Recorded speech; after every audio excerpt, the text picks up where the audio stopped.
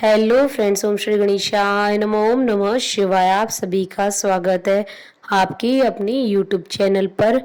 Friends, आज हम आपको इस वीडियो में बताने जा रहे हैं वैशाख मास की कृष्ण पक्ष की गुरु प्रदोष व्रत का शुभ मुहूर्त, पूजा विधि, व्रत कथा, महत्व और उपायों के बारे में। फ्रेंड्स, वीडियो शुरू करने से पहले आपसे रिक्वेस्ट है, अगर आप हमारे चैनल पर नए हैं और आपने अभी तक चैनल को सब्सक्राइब नहीं किया है तो प्लीज़ सब्सक्राइब कीजिएगा चैनल को, साथ ही प्रेस कीजिएगा बेल आइकन को, जिससे नए वीडियो से रिलेटेड नोटिफिकेशन आपको तुरंत प्राप्त हो सके। और वीडियो पसंद आने पर वीडियो को लाइक और शेयर जरूर कीजिएगा ताकि सभी भक्तों को इस वीडियो का लाभ प्राप्त हो सके।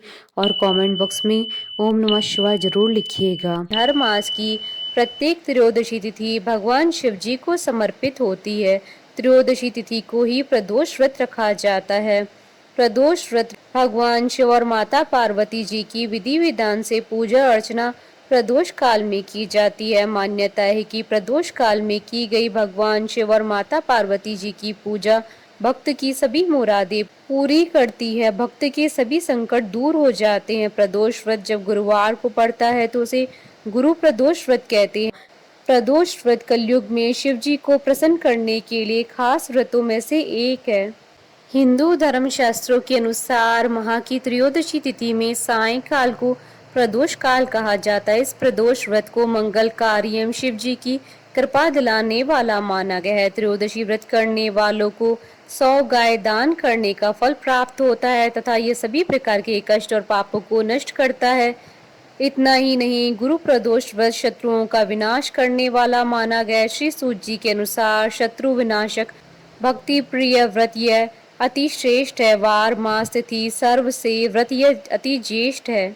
गुरु प्रदोष व्रत करके जीवन की कठिन से कठिन समस्याओं को सुलझाया जा सकता है। निसंतान दंपति गुरु प्रदोष का व्रत करते हैं तो उन्हें उत्तम संतान का वरदान मिलता है।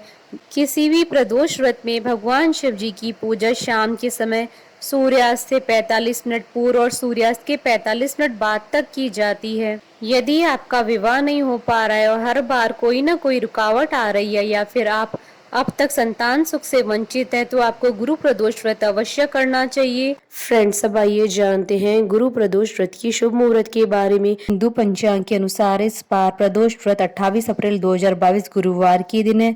वैशाख कृष्ण त्रयोदशी तिथि प्रारंभ होगी 28 अप्रैल 2022 को सुबह 12:23 पर और वैशाख कृष्ण त्रयोदशी तिथि का समापन होगा 29 अप्रैल 2022 को सुबह 12:26 पर।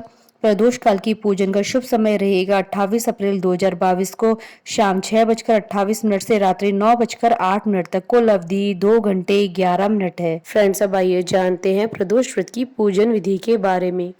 गुरु प्रदोष व्रत के दिन व्रती को प्रातः काल उठकर नित्य कर्म से निवृत्त होकर शिव जी का पूजन करना चाहिए। पूरे दिन मन ही मन ओम नमः शिवाय का जाप करें। पूरे दिन निराहार रहें।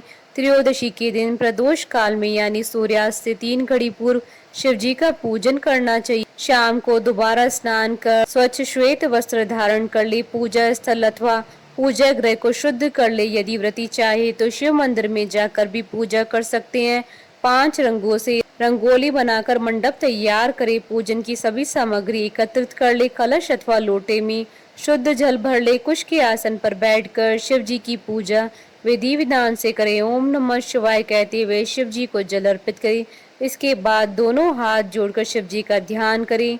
ध्यान का स्वरूप करोड़ों चंद्रमा के समान कांतिवान त्रिनेत्रधारी, मस्तक पर चंद्रमा का आभूषण धारण करने वाले, पिंगल वर्ण के जटाजूटधारी, नीले कंठ तथा अनेक रुद्राक्ष मालाओं से सुशोभित, वृहद हस्त त्रिशूलधारी, नागों के कुंडल पहने, व्याघ्र चर्म धारण किए हुए, रत्न जड़ित सिंहासन पर विराजमान शिव जी हमारे कष्टों को दूर कर सुख समृद्धि प्रदान करें।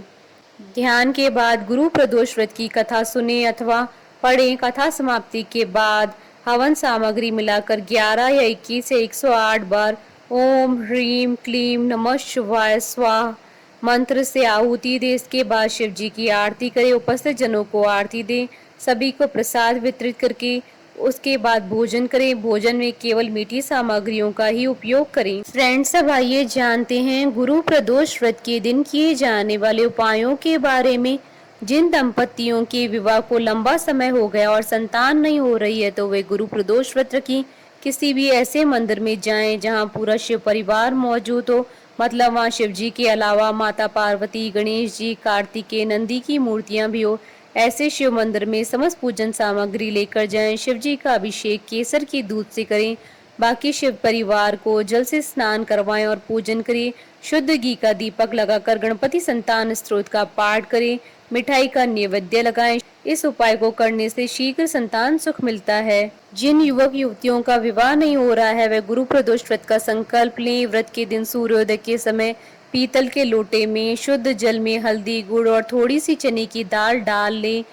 उसे केले की पेड़ की जड़ में अर्पित करें। कच्चे सूत को हल्दी से रंगकर केले के पेड़ के तने पर 7 परिक्रमा करते हुए लपेटें। इसके बाद वहीं पर गाय के घी का दीपक जलाएं और पीले रंग के आसन पर बैठकर बृहस्पति स्तोत्र का 7 बार पाठ करें। घर वापस आते समय केले के पेड़ की जड़ से थोड़ी सी मिट्टी लेकर उसका तिलक करें और भगवान विष्णु जी का ध्यान करें। इससे शीघ्र विवाह के मार्ग खुलने लगते हैं। ध्यान रहे इस दिन पीले कपड़े धारण करें।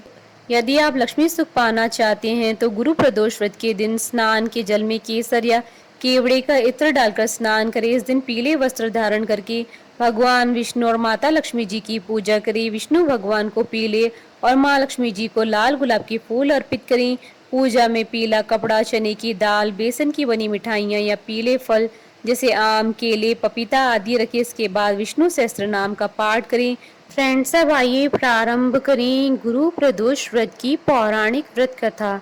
इस व्रत कथा के अनुसार एक बार इंद्र और वत्रासुर की सेना में घनघोर युद्ध हुआ।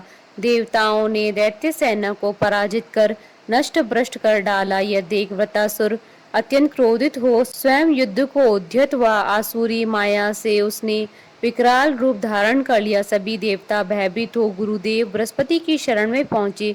बृहस्पति महाराज बोले, पहले मैं तुम्हें वृत्रासुर का वास्तविक परिचय दे दूं। वृत्रासुर बड़ा तपस्वी और कर्मनिष्ठ है। उसने गंधमादन पर्वत पर घोर तपस्या कर शिव जी को प्रसन्न किया है। पूर्व समय में वह चित्रत नाम का राजा था। एक बार वह अपने विमान से कैलाश पर्वत चला गया।